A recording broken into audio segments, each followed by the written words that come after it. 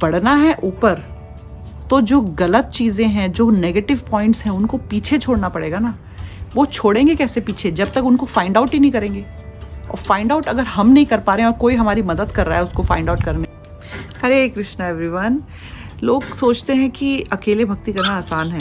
कई बार डिवोटीज़ ये क्वेश्चन पूछते हैं कि माता जी हम अकेले भक्ति कर सकते हैं, हमें क्या ज़रूरत है मंदिर जाने की, या हमें क्या ज़रूरत है भक्तों के संग में रहने की, उस भक्त के साथ अच्छी बनती नहीं, क्या हम डिवोटीज़ के बिना अकेले भक्ति कर सकते हैं, हम भगवत गीता अकेले पढ़ सकते हैं और पूजा अर्चना आरती माला सब कुछ अकेले कर सकते हैं, तो क्यों नहीं, क्यों हम भक्ति अकेले परफॉर्म नहीं कर सकते, क्या हमें सफलता मिलेगी क्या नहीं, और अगर नहीं मिलेगी तो क्यों नहीं मिलेगी। ये क्वेश्चंस होते हैं डिवोटीज़ के मन में। बहुत बार हमारे मंदिर में या फिर भक्तों के एसोसिएशन में जब हम रहते हैं, क्योंकि हम सब इंसान हैं बाय डिफ़ॉल्ट, हम में बहुत से गुण हैं और बहुत से दोष भी हैं, तो हम बहुत बार कोशिश करते हैं कि हम अपने जो स्वभाव है उससे बाहर निकल के एक भक्त की तरह सोचें। लेकिन बहुत बार ऐसा होता है कि हम जो हमारे पुराने जो दोष हैं वो हमें जकड़ के रखते हैं, जिसकी वजह से हम पूर्ण तरह से स्वतंत्र नहीं हो पाते, शुद्ध भक्त नहीं बन पाते। तो हम जर्नी में हैं, अभी शुद्ध भक्त नहीं बने हैं लेकिन भक्त बनने की कोशिश शुरू हो चुकी है। तो उस टाइम पे क्या होता है, जब हम बहुत से डिवोटीज़ को मिलते हैं, मंदिर में सेवा होती है साथ में, तो छोटी मोटी ग्रजेस मन में आ जाते हैं, कभी कभी मिसअंडरस्टैंडिंग्स हो जाती है, कभी कभी ऐसा लगता है कि हमें ऐसा क्यों कहा, या ऐसा मेरे साथ क्यों हुआ, या मुझे ज़्यादा सेवा क्यों नहीं मिली, या मुझे कम सेवा क्यों मिली, या जो भी कुछ। तो बहुत सी कन्फ्यूजन्स और मिसअंडरस्टैंडिंग्स मन में आ जाते हैं, क्योंकि हम इंसान हैं, राइट। तो उस सिचुएशन में इंसान डिवोटीज़ ये सोचने लगते हैं कि हमें नहीं जाना मंदिर, या हमें नहीं रहना भक्तों के संग में, हम अकेले ही भक्ति करेंगे। कभी कभी ये सिचुएशन नहीं होती, बिना इस सिचुएशन के भी कभी कभी डिवोटीज़ ऐसा सोचते हैं कि मैं अकेले ज़्यादा अच्छे से भक्ति कर सकता हूँ या कर सकती हूँ, मुझे डिस्टर्बेंस नहीं चाहिए, मुझे ऑर्डर नहीं चाहिए किसी का, क्योंकि हम भक्ति करना तो चाहते हैं, लेकिन जब हमारे सीनियर्स हमें कोई किसी चीज़ के लिए बोलते हैं या इंस्ट्रक्शंस देते हैं, तो हमें उनकी इंस्ट्रक्शंस मानने में बहुत ही ज़्यादा परेशानी होती है। क्यों? क्योंकि हम अपने ईगो से बाहर नहीं आए। हम सोचते हैं कि ये व्यक्ति हमें क्यों बता रहा है और मुझे पता है सही है क्या गलत है, तो ये मैं किसी और की क्यों सुनूं। तो क्योंकि हमने भक्ति की अभी शुरुआत करी है, हम उस स्तर पे नहीं पहुँचे हैं जहाँ हम समझ पाएँ कि भक्तों की क्या वैल्यू है, राइट। तो इन अलग अलग सर्कमस्टांसेस में कभी कभी ऐसा होता है कि मन हमें फोर्स करता है कि अकेले रहो और भक्ति करो। ठीक है, तुम भगवान से प्यार करते हो, लेकिन ये भक्त तो मुझे पसंद नहीं है, एसोसिएशन मुझे पसंद नहीं है, तो भक्ति तो करूँगा लेकिन सबके साथ नहीं, अकेले। तो क्या वो भक्ति ज़्यादा समय तक टिक पाएगी? क्या वो भक्ति चल पाएगी? क्या वो भक्ति हमें किसी मुकाम तक लेके जा सकती है? क्या वो भक्ति कभी सफल होगी? इस वीडियो में आपको इसी बात का आंसर मिलेगा कि अकेले भक्ति करना सरल है या कठिन, और वो भक्ति सक्सेसफुल होती है, सफल होती है या नहीं। तो पहला पॉइंट, छोटी सी स्टोरी आपको सुनाऊंगी, उससे आधा तो आपको क्लियर वैसे ही हो जाएगा।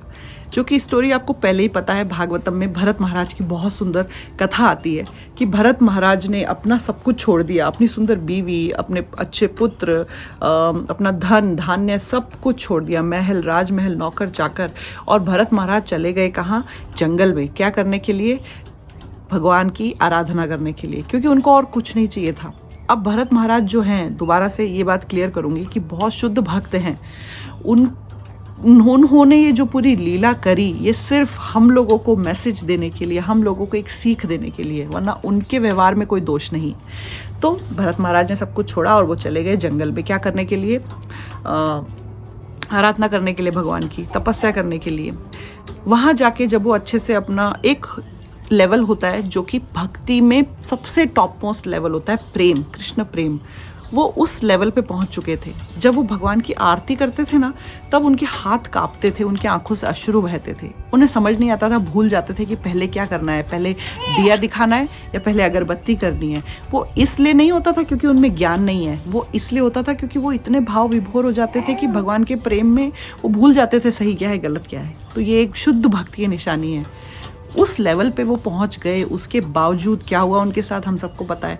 जब एक छोटा सा हिरण का बच्चा उन्होंने देखा जिसकी माँ मर चुकी थी, और उन्होंने उस पर दया करके उसको अपने घर पे लेके आ गए, अपनी कुटिया में रखा, उसकी सेवा करने लगे।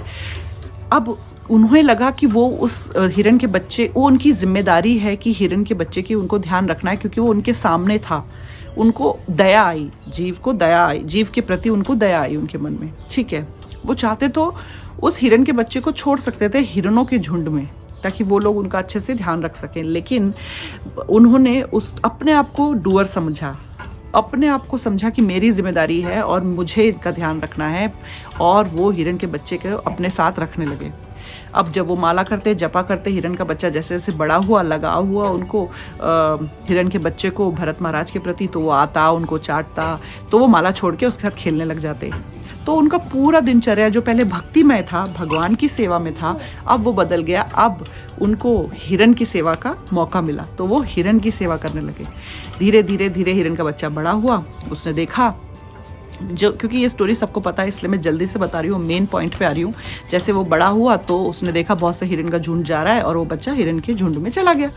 अब हिरन का बच्चा तो चला गया, यहाँ पे भरत महाराज जो उसके लिए इतना कर रहे थे, वो इस सेपरेशन को बर्दाश्त नहीं कर पाए, इस विरह को, कि हिरन का बच्चा जिसको मैंने पाल पोस के इतना बड़ा किया वो मुझे छोड़ के चला गया। तो आप इमेजिन करिए इतने शुद्ध भक्त पे, इतने शुद्ध भक्त की जो प्रेम के उच्च स्तर पे जिनका लेवल है, उनकी ये हालत हुई। क्या हालत हुई? क्योंकि उन्होंने अकेले भक्ति करना चुना, जिसकी वजह से उनके पास कोई गुरु नहीं था जो उनको बोले कि अरे तू गलत कदम उठा रहा है, ये सही नहीं है, तुझे हिरन का बच्चा नहीं लाना चाहिए, तुझे उनको उसके हिरन के झुंड में छोड़ देना चाहिए, आपको फोकस करना चाहिए भक्ति में, आप अपने पद से भ्रष्ट हो रहे हो।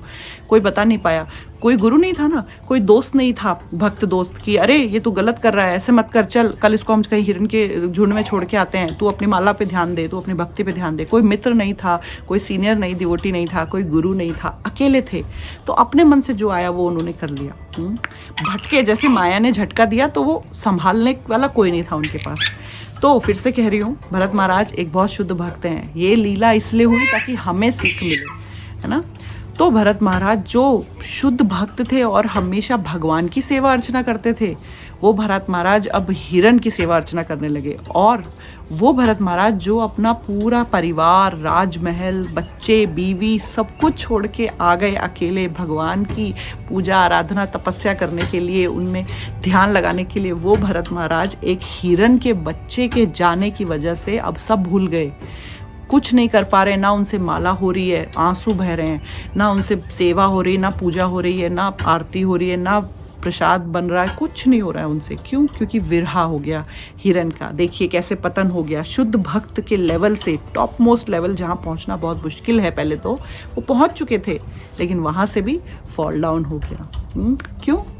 अकेले थे, भक्ति अकेले कर रहे थे। बहुत मुश्किल है भक्ति अकेले करनी। माना कि बहुत बार ऐसा होता है, डिवोटी एसोसिएशन में कुछ लोग होते हैं, डिवोटीज होते हैं जो हमें क्रिटिसाइज करते हैं, लेकिन वो क्रिटिसिज्म भी हमारे लिए अच्छा है, वो हमें भक्ति में आगे ही लेके जाएगा। क्योंकि हम वो गलतियां जो हमने करी, कोई उसको क्रिटिसाइज कर रहा है तो हमें बता रहा है कि ये तुमने गलतियां करी हैं, ताकि हम समझदार हैं तो उस गलती को हम सुधारेंगे, तो हमारे अंदर और अच्छा चेंज आ रहा है, एक पॉजिटिव चेंज आ रहा है, हम बेहतर तो बन रहे हैं ना। तो वो क्रिटिसिज्म तो अच्छा है, राइट। और अगर कभी किसी ने हमें कोई इंस्ट्रक्शन दे रहा है, हमारा सीनियर, तो वो हमारे भले के लिए तो हमें इंस्ट्रक्शन दे रहा है, इसलिए तो नहीं दे रहा है कि उसको कोई फ़ायदा है। वो हमें हमारी भक्ति में आगे लेके जाना चाहता है, इसीलिए हमें बता रहा है कि सही क्या है, गलत क्या है, क्योंकि उन्होंने ये चीज़ देख ली है, ये रास्ता तय कर चुके हैं, तो वो सीनियर हैं, उन्हें पता है। उसी तरह से भक्ति में जब कोई व्यक्ति ये सोचता है कि मैं अकेले रहूँगा, बहुत मुश्किल है। जब इतने शुद्ध भक्त, इतने हाई लेवल पे जो डिवोटी भरत महाराज जो थे, वो उनका फॉल डाउन हो गया, पतन हो गया, तो हमारी क्या औकात है? कुछ नहीं। हाँ, हम तो वहाँ तक पहुँचे भी नहीं हैं अभी उस लेवल पे, हम तो फर्स्ट स्टेज पे भी नहीं पहुँचे हैं, तो हम तो कितनी जल्दी गिरेंगे। हम तो भक्ति में आगे बढ़ने की जगह भक्ति को छोड़ के ही भाग जाएंगे। तो इसीलिए अकेले रहना बिल्कुल बिग नो, बहुत बड़ा नो है उस बात पे। अगर कोई ये क्वेश्चन सोच भी रहा है मन में कि मैं अकेले रह के भक्ति कर लूँ, मंदिर जाने की ज़रूरत नहीं है, डिवोटीज के एसोसिएशन में रहने की ज़रूरत नहीं है, नहीं। जितना हम क्रिटिसाइज हमें लोग कर रहे हैं, अच्छी बात है, हम बेहतर बनेंगे, उसको पॉजिटिवली लो। जितना हमें इंस्ट्रक्शंस मिल रही है अच्छी बात है, हमारे गुरु की कृपा है हम पे। अगर हमें कोई डांट रहा है भक्त तो बहुत अच्छी बात है, ये तो एक कृपा है।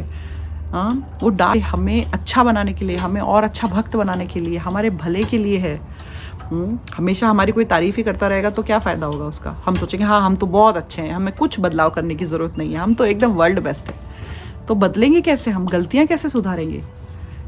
बढ़ना है ऊपर तो जो गलत चीज़ें हैं, जो नेगेटिव पॉइंट्स हैं, उनको पीछे छोड़ना पड़ेगा ना।